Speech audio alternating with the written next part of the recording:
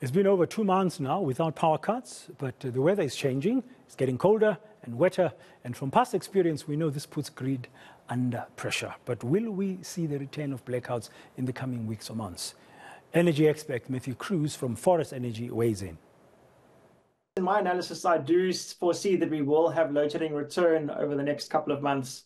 So prior to us going into June and July, I had said that it's likely that load shedding will return in June and July. Now that we're in it, we're already starting to see that load reduction is being declared between the hours of 5 a.m. and 9 a.m. and 5 p.m.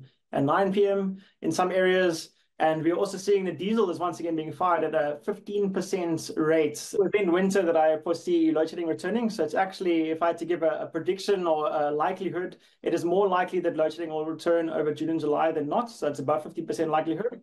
And if it does, it would be within the first 2 weeks of July being the main time that we would see load shedding return.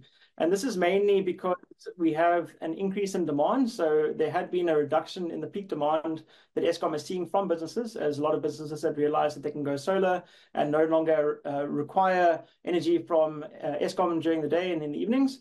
So there's been a reduction in demand.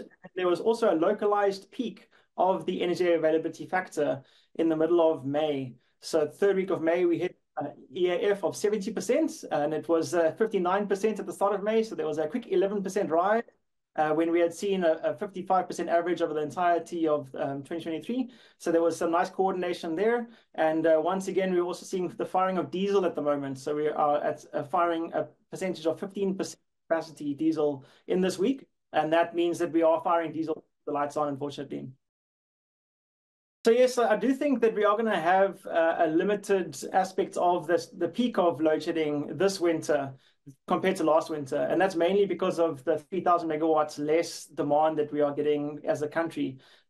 So there have been aspects of work that has been done from Eskom's side, maintenance that they took 254 billion rand, and they were using that to maintain and bring back units that were offline leading up to the end of May. So there has been an improvement of the EAF. It was a localized improvement because it went down from 70% to now it's currently at 62% again. So it's that 11% increase was now down 8%, down to 62%.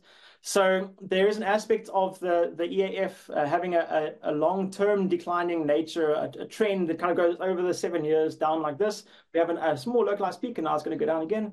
But we do need those power stations to be operational in the country, as we need power in the morning and evenings, and the wind farms and the big solar farms don't provide that.